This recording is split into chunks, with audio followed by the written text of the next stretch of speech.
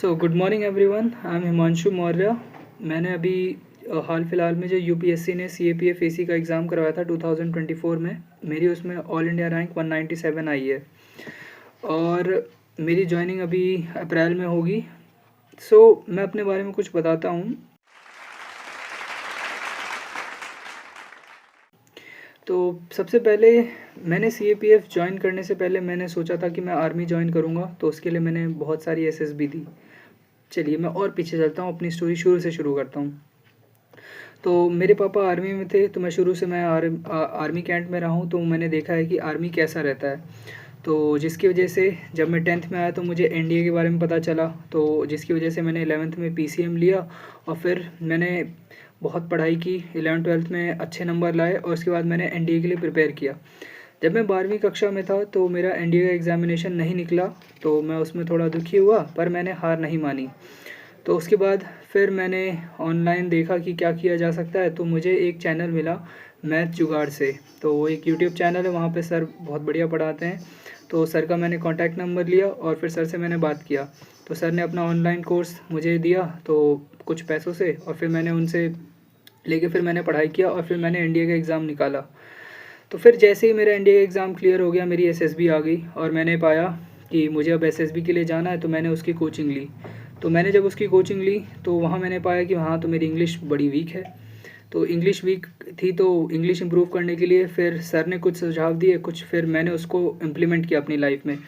जैसे कि English improve करने के लिए मैंने जो है इंग्लिश मूवीज़ देखना स्टार्ट की, लेक्चर रेट देने लग गया, मैं खड़े होकर इंग्लिश में मिरर के सामने बोलने लग गया, अपने दोस्तों से इंग्लिश में बात करने लग गया फ़ोन पे आधा आधा घंटा रोज़। तो इससे मेरी धीरे धीरे इंग्लिश इम्प्रूव हुई। तो फिर मैंने एसएसबी दिया। तो एसएसबी जब मैं दे रहा था तो मैंने टोटल 7 एसएसबी दिए, जिसमें 2020 से लेकर 2024 तक मैंने टोटल 7 एसएसबी दिया है, जिसमें मैं 2 बार स्क्रीन आउट और 5 बार कॉन्फ्रेंस आउट रह चुका हूँ। तो मेरे जीवन में कुछ ऐसे भी समय आए हैं जिसमें जब एसएसबी मैं दे रहा हूँ तो मुझे लगता था कि हाँ, मेरा सिलेक्शन हो जाएगा, बट फिर सिलेक्शन नहीं हो रहा था। तो 2023 में जब मेरा ग्रेजुएशन हुआ और मैं अपनी 2 एसएसबी दे के आया, तो मैं अपने जीवन से बहुत ज़्यादा निराश हो चुका था, क्योंकि लगातार 5 बार एसएसबी जो मैंने दी उसमें मैं कॉन्फ्रेंस आउट हुआ। तो मैंने सोचा, यार ये जीवन में क्या हो रहा है, जीवन में तो कुछ हो ही नहीं रहा है। तो जो मेरी आखिरी एसएसबी थी जो कि भोपाल में थी, तो वहाँ पे मुझे मेरा एक दोस्त मिला, हिमांशु। तो हम दोनों इलाहाबाद के रहने वाले हैं। तो हम दोनों जब वापस आ रहे थे भोपाल से, वो भी मेरी तरह कॉन्फ्रेंस आउट हो गया था अपनी लास्ट एसएसबी में। तो हम जब वापस आ रहे थे, हिमांशु ने मुझे बताया कि एक और एग्ज़ाम है जिसका नाम है सीएपीएफ एसी। मैंने कहा चलो बढ़िया है, देखते हैं क्या चीज़ है। तो मैंने पाया कि उसका सिलेबस लगभग सेम था। तो फिर मैंने उसके लिए कुछ एनसीईआरटीज़ पढ़ी और फिर मैंने जम के मेहनत की। तो जब मैंने जम के मेहनत की तो फिर फाइनली मेरा एग्ज़ाम क्लियर हुआ। तो फिर फिज़िकल मेडिकल का डेट आया। तो उसमें उस समय मेरा वज़न कुछ 85 केजीज़ था। तो और मुझे कम से कम 20 किलो कम करना था, 65 तक लेके जाना था। तो फिर क्या था, फिर से मेरी जर्नी स्टार्ट हो गई। मैं रोज़ रनिंग कर रहा हूँ। मैंने जब रनिंग करना स्टार्ट किया तो पहले तो मैं 100 मीटर भी नहीं दौड़ पाता था, लेकिन वही 5 महीना दौड़ते मैं एक ऐसे टाइम पीरियड पे पहुंचा कि मैं एक दिन में 24 किलोमीटर दौड़ रहा था। और मैं खाने में दाल खा रहा हूँ, फ्रूट खा रहा हूँ, बस यही चल रहा है मेरा। और ज़्यादा से ज़्यादा फल, वो सब्जियाँ कभी कभी खा लेता हूँ। मैंने बिल्कुल ही शुगर छोड़ दिया, फैट छोड़ दिया, बाहर का खाना छोड़ दिया। और इस फिज़िकल में क्या क्या हुआ था, लॉन्ग जंप हुआ था, 800 मीटर रनिंग, 100 मीटर रनिंग और शॉर्ट पुट हुआ था। तो मैं आपको बता दूं, मैं 85 से 65 जब मैंने किया तो मेरी स्पीड इतनी ज़्यादा बढ़ गई थी कि 800 मीटर की रेस में मैं अपने पूरे ग्रुप में 1 मिनट पहले आ गया। जो मेरे बाद सेकंड आया था वो 1 मिनट बाद आया। और 100 मीटर में भी मैं सबसे पहले आया था। और उसके बाद लॉन्ग जंप मैंने एक बार में कर लिया, शॉर्ट पुट भी एक बार में फेंक दिया। तो ये तो रही थी मेरी स्टोरी। इसके बाद जब मैंने अपना फिज़िकल मेडिकल क्लियर कर लिया तो फिर मेरी इंटरव्यू की डेट आई। सीएपीएफ के लिए इंटरव्यू जो यूपीएससी ही लेता है, जो सिविल सर्विसेज के लिए जो करवाते हैं, वो सीएपीएफ के लिए भी इंटरव्यू करवाते हैं। तो फिर मेरा इंटरव्यू का डेट आया। तो अब इंटरव्यू के लिए मैंने क्या किया, सबसे पहले मैंने देखा कि इंटरव्यू कैसा होता है। मैंने यूट्यूब पे चेक किया कि इंटरव्यू कैसा कैसा होता है। तो मैंने पाया कि हाँ भाई, इंटरव्यू में 4 पैनल मेंबर रहेंगे, कुछ क्वेश्चंस होते हैं, उसको तैयार करना पड़ेगा। डैफ होता है, डिटेल एप्लीकेशन फॉर्म, उसमें जो आप भरे हो वो सारा कुछ उसी से सवाल आते हैं। तो फिर मैंने वो सारे क्वेश्चन तैयार किए और सबसे पहले मैंने उन सभी क्वेश्चंस को अपने दोस्तों को दिया और बोला भाई तुम ही इंटरव्यू लो। तो मैंने मेरे कुछ दोस्त हैं, अमित है अजीत है, कृष्णा है, मैंने उन्हें अपना क्वेश्चन दिया, उन्होंने उसी क्वेश्चन को मेरे से पूछा और मैंने ऐसे ही जैसे मैं आपको आज इंटरव्यू दे रहा हूँ तो वैसे ही मैंने वहाँ पे अपना उनको इंटरव्यू दिया और उन्होंने मेरी हेल्प की मेरे इम्प्रूवमेंट में। उन्होंने बताया भाई तेरी स्माइल ज़्यादा है, तेरे आँख का मोशन ज़्यादा है, तू भाई गर्दन ज़्यादा हिला रहा है, तो वो धीरे धीरे कम हुआ और ऐसे मैंने धीरे अपना इंटरव्यू इम्प्रूव किया। उसके बाद फिर मुझे अनमोल सर मिले, अनमोल सर के पास मैं 7 बार दिल्ली गया इलाहाबाद से, इंटरव्यू दे के आया। तो पहले इंटरव्यू में उन्होंने कहा था भाई तेरा सिलेक्शन नहीं हो सकता, पर मैंने हार नहीं मानी। मैंने सोचा कोई नहीं, अगर सर ने कहा है मेरा हो नहीं सकता, बट उन सर ने ये भी बताया कि कुछ कुछ चीज़ें करो जिसको इम्प्रूव कर लोगे तो तुम्हारा सिलेक्शन हो जाएगा। तो जब मैंने 7 हफ्ते लगातार इंटरव्यू दिया, हर सैटरडे को मैं इंटरव्यू देने जाता था, यहाँ से निकलता था रात को और दिन में पहुँच जाता था दिल्ली। तो मैंने जितने भी प्रॉब्लम होती थी मेरी सबको इम्प्रूव करता गया और फाइनली जब मेरा लास्ट इंटरव्यू था अनमोल सर के पास, तो सर ने कहा कि भाई तूने बहुत ज़्यादा इम्प्रूव किया है। और इसका रिज़ल्ट मुझे दिखा जब मेरा 22 मई 2025 को मेरा इंटरव्यू था यूपीएससी भवन में। मैंने इंटरव्यू दिया और उसके कुछ दिन बाद जैसे रिज़ल्ट आया, मैंने लिस्ट में देखा मेरा रैंक 197 था। मैंने सबसे पहले अपने माता पिता को बताया और मेरे पिताजी बहुत खुश थे। मतलब पहली बार जब वो खुश हुए थे जब मेरी पहली एसएसबी आई थी, उसके बाद फिर आज वो बहुत खुश हुए, क्योंकि जब मेरी एसएसबी पहले चल रही थी उस समय, तो एक टाइम ऐसा आ गया था उन्हें भी लगता था हाँ ठीक है जा तो रही है, अब होगा नहीं होगा, उन्होंने भी हार मान ली थी। लेकिन कहीं ना कहीं मैंने नहीं हार मानी थी कि मुझे लगता तो था कहीं ना कहीं कुछ ना कुछ होगा। तो वही है दोस्तों, अगर आप अपने अंदर वो लगन लगा के रखेंगे तो 100% सिलेक्शन होना ही है। और मैं आपको एक और स्टोरी बताता हूँ। जैसे मैंने 2020 में मैंने 12वीं की थी और फिर 2023 में मेरा ग्रेजुएशन हो गया था। तो उस टाइम पीरियड में मैंने सोचा यार अब घर वालों से पैसे लूँगा ये तो बिल्कुल सही नहीं है, तो मैंने ट्यूशन पढ़ाना स्टार्ट किया। मैंने 8 से लेके 12वीं तक के स्टूडेंट्स को ट्यूशन पढ़ाता था, होम कोचिंग देता था, मैं घर जा जा कर पढ़ाता था। तो इससे फ़ायदा क्या हुआ? इससे मुझे ये फ़ायदा हुआ कि मुझे अब एक तो मेरे पास पैसे आने लगे और इसके साथ साथ जब मैं बच्चों को पढ़ा रहा हूँ तो मुझे बहुत सारी चीज़ें पता भी चल रही हैं। मैंने एसएसटी पढ़ाया, उनको साइंस पढ़ाया, मैथ पढ़ाया, तो मेरे पुराने कॉन्सेप्ट जो मुझे क्लियर नहीं थे वो भी मेरे साथ क्लियर हुए। अभी मैंने आपको एक स्टोरी बताई थी कि 2023 में मैं 2 एसएसबी दे चुका हूँ और मेरे उसमें भी मैं कॉन्फ्रेंस आउट हो चुका हूँ। तो उस टाइम पीरियड पे मैं बहुत ज़्यादा दुखी था। तो अब ये फेज़ सबके लाइफ में आता है कि भाई एग्ज़ाम दे रहे हैं लेकिन बिल्कुल फेल हो जा रहे हैं। तो उस टाइम पीरियड में मैं अपने दोस्तों के साथ समय व्यतीत करता था। मेरे वही 3 दोस्त अमित, अजीत और कृष्णा, मैं इन तीनों के साथ क्रिकेट खेलने जाता था। तो ये मुझे मोटिवेट करते थे, भाई होता है, फेलियर्स तो आते रहते हैं, और वो मुझे ये सब बताते थे। मेरे अंदर ये तो था हाँ ये बोल तो रहे इससे कुछ होगा नहीं होगा पता नहीं, पर फिर भी वो मुझे बार बार बोलते थे, मोटिवेट करते थे। और फिर मैं उनके साथ बाइक पे घूमने चले जाता था, इधर उधर घूमता था। तो इसने कहीं ना कहीं मुझे हेल्प किया। मुझे वो जो गम था मेरे अंदर कि यार एग्ज़ाम क्लियर हो क्यों नहीं रहा है, मैं आगे कब बढ़ूँगा, उन सब से मैं आगे बढ़ा। तो जीवन में कठिनाइयाँ आती रहती हैं, आपको यही करना है कि आपको आगे बढ़ते रहना है। और जीवन में तकलीफ़ें आएंगी, मुश्किलात आएंगी, इससे पीछे कभी नहीं हटना है, आगे बढ़ते रहना है। अब देखिए जैसे मेरा सिलेक्शन हो गया है तो मेरी लाइफ बहुत ज़्यादा बदल चुकी है। ये मैं क्यों बता रहा हूँ आप लोगों को, ये मैं इसलिए बता रहा हूँ जिससे आपको ये लगे कि सिलेक्शन क्यों ज़रूरी है, क्यों पढ़ना ज़रूरी है।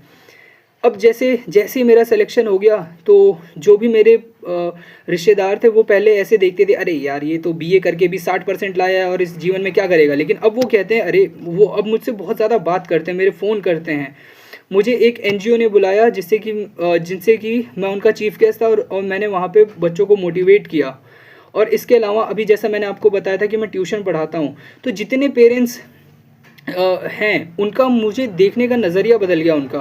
अब वो मुझे ज़्यादा रिस्पेक्ट देते हैं पहले से। बच्चे तो पहले भी रिस्पेक्ट देते थे, अभी भी उतनी रिस्पेक्ट देते हैं, लेकिन पेरेंट्स का पूरा एटीट्यूड बदल गया है।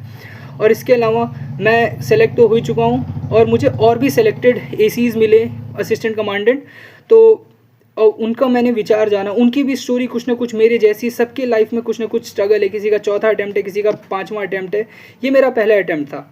मैं अभी जस्ट 23 साल का हूँ। मैंने पहले अटैम्प्ट में अपना CAPF AC निकाल दिया है, तो जो कि मुझे लगता नहीं है कि बहुत बड़ी चीज़ है, लेकिन वही है। जैसे मेरे कुछ दोस्त हैं जिन्होंने 12वीं में NDA किया था, उनको मेरे से भी पहले सक्सेस मिल गई।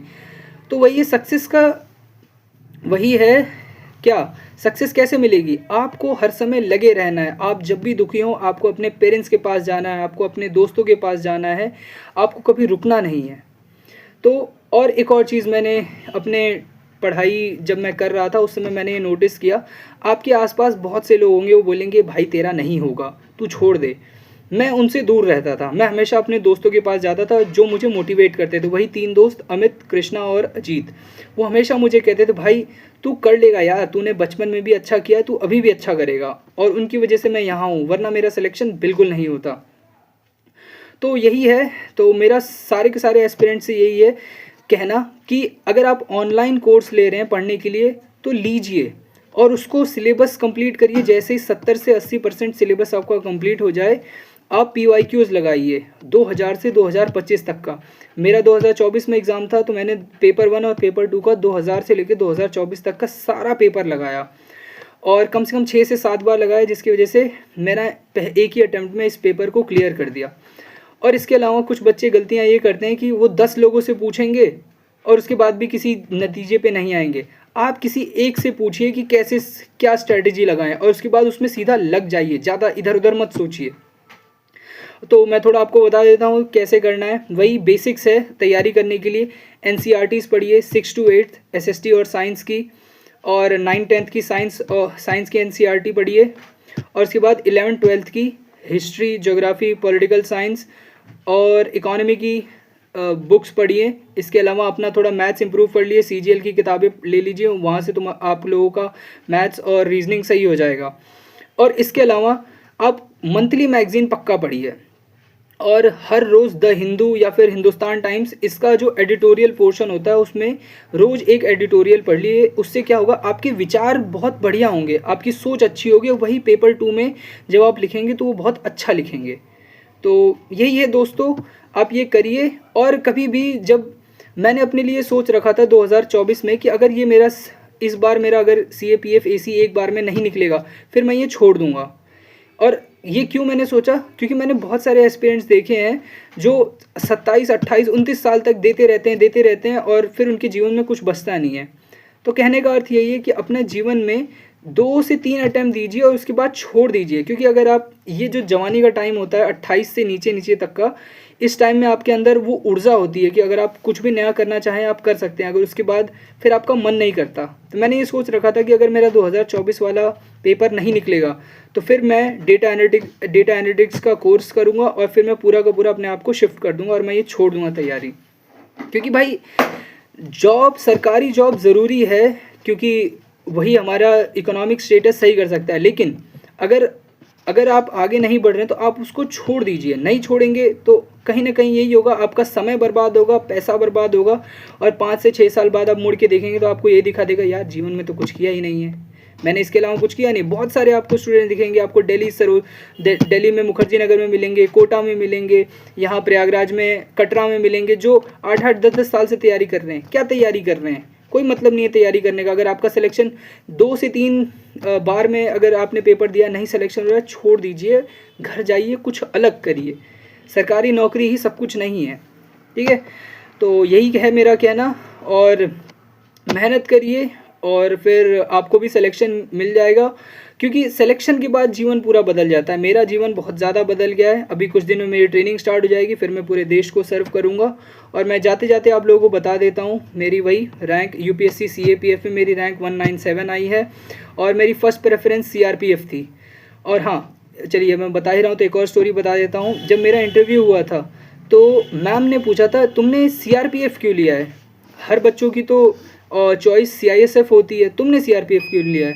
तो मैंने मैम को बताया कि मैम मैंने CRPF इसलिए लिया है क्योंकि मुझे जंगल में जाना है, मुझे जंगल में सर्व करना है, मुझे गोलियां चलानी है, मुझे पहाड़ पे दौड़ना है और नए नए कल्चर देखने हैं, नए नए लोगों से मिलना है। तो ये मेरे कुछ स्ट्रॉन्ग रीजंस थे। आपको अगर फोर्सेस में आना है तो आपके स्ट्रॉन्ग रीज़न होने चाहिए। ऐसे नहीं कि बस मैं CISF में इसलिए आ रहा हूँ क्योंकि मुझे मौज की ज़िंदगी चाहिए। नहीं, डिफेंस में आ रहे हैं तो वो मौज की ज़िंदगी नहीं है। अगर आपका दिल से मन है तो आइए डिफेंस में। और यही है। और मैंने अपना इंटरव्यू एंड में यही ऐसे कह के ख़त्म किया था मैम कि मैंने सुबह से बहुत प्रेशर था, लेकिन जैसे मैंने आपको देखा मेरे अंदर खुशी आ गई। तो क्यों मैंने ये इसलिए बोला कि मैंने सोच रखा था अच्छा होगा इंटरव्यू तो बहुत अच्छा होगा, ख़राब होगा तो ख़राब होगा, आई डोंट केयर, ठीक है। तो सभी एस्पिरेंट्स के लिए यही है कि मेहनत करिए, होगा तो होगा, नहीं होगा तो छोड़ दीजिए और कुछ और करिए, ठीक है। तो फिर मैं चलता हूँ दोस्तों, जय श्री राम। है।